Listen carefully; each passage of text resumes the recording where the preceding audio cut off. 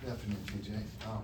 Uh, Milan said he didn't feel like the energy level was great today. I guess, what did you see? It's coming off a big game, finals week coming out, but I guess, what did you see there? Yeah, I think that's fair. Like from an effort, playing as hard as we can possibly play standpoint, that wasn't our best. And look, there's things. We've had some big games. We've got finals coming. There's all that's it's all valid. And at the same time, we only get so many opportunities to play at Hilton Coliseum in front of our fans and show what we're about.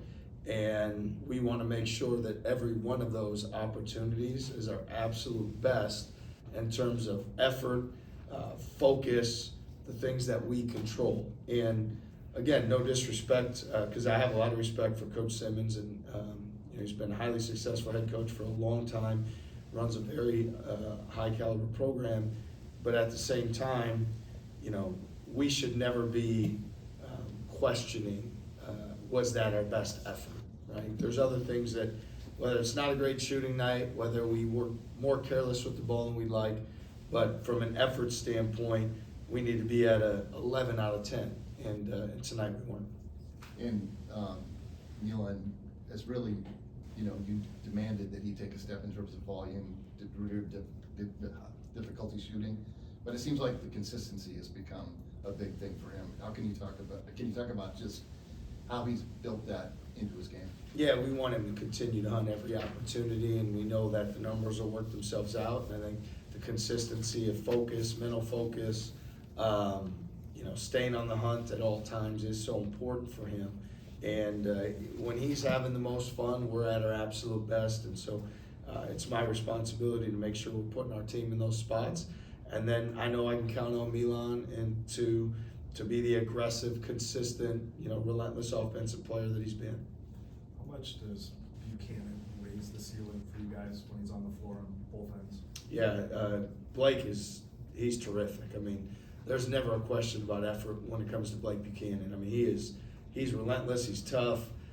His ability offensively to help us generate offense by his skill, his passing, his decision making, being a lob threat at the rim.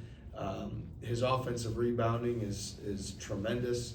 And then defensively, his activity level and the plays that he makes, Blake is an absolute warrior. And I think, he's a guy that we continue to see that production every game out in terms of how hard he plays, how much he gets done, and he's such a winner. So really pleased with his effort again today. But again, he's a consistent guy. His effort and his energy is never something you have to question. His activity level defensively, how good is he at either recovering or helping in terms of being able to move from side to side? I think first with him, with everything, is like it starts with the mindset and the mentality, and he's extremely intelligent. So he's very proactive to plays, both by his movement pattern and by his intelligence, because he reads plays early and then he reacts to them quickly. I think there's multiple efforts. He never stops. He's a continuous player. And so there's so many things defensively that from a help standpoint, from a rotation standpoint, then it gets to he gets switched on a guard and guards think they can drive him, and that's not good for the other team in most cases. He's so disciplined. He stays down. He's not going to fall for shot fakes or get off balance. So he does so many things on both sides of the ball. And defensively, how elite he is in all those areas, and like I said, I can't say enough about being continuous. You never see him stop moving. He is constantly rotating, reacting, responding, proactive, shot block, rebound, energy, nonstop. It's really fun to watch. 23 free throws, I think you guys attempted against Iowa. I think you attempted 27 tonight. How much of an emphasis has it been in the last 2 games to get to the line? Because I think you had just 6 free throw attempts at Purdue. Yeah, I mean, I think, Purdue, they do a great job making sure they don't foul as well, and we were fortunate to shoot the ball well, so you're not going to get there as often. We know that that's a big part of having a successful offense is getting to the foul line. And so, again, we want to get there in transition. We want to get there, do our quick actions. We want to get there as we share the ball and play for one another, and we're able to get back and re-attack the paint. Those things are incredibly important. But so much goes into great offense, and I think getting to the foul line and offensive rebounding are probably the two most underrated ways to have a great offense. And I would even stand behind the offensive rebounding piece, that we fell short today of where we need to be in terms of producing for our offense on the offensive glass. And for us to be great, both of those areas need to be good. Because even on a day like today, when you don't shoot it particularly well, if you're great getting to the foul line, you're great getting on the glass, you'll still have a great day offensively. You talked about not shooting it well, just 4 of 23 from the three-point line, but you had 42 points in the paint. How much does that say about the balance that your guys have offensively at this point?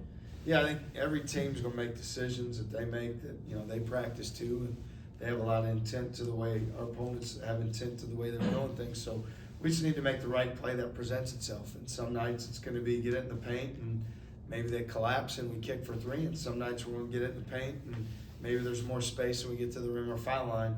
I think it's just about making the right decision in real time when it presents itself.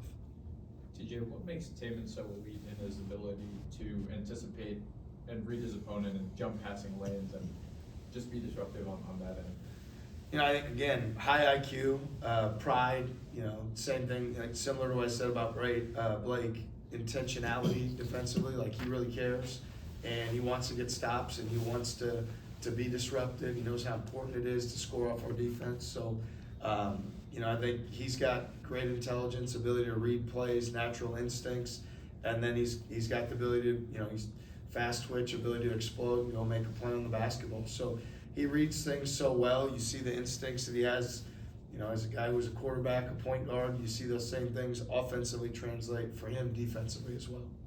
And what's the latest on Dom Plata, and what can you tell us about his injury status? Yeah, I think he's got a sprained ankle and he's close to being able to return. I thought, there's an outside shot, maybe it will be today, but hopefully at some point this week he's able to return to full practice and then reintegrate him into our lineup and into our team.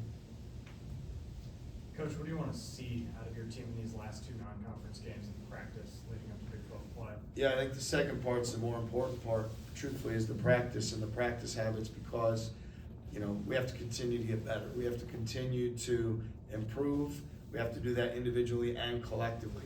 I'm not someone that believes you're going to see things different in the game than what you work for and earn on a daily basis. So you've got to have a tremendous commitment, almost an obsession to betterment on the practice court, so that the reality of the game settles in and you play to the level of the habits of practice. So our focus will be on that. Obviously, it's his exam week. Our guys need to put time and attention on doing what they need to do to perform well academically. That's a big part of things also.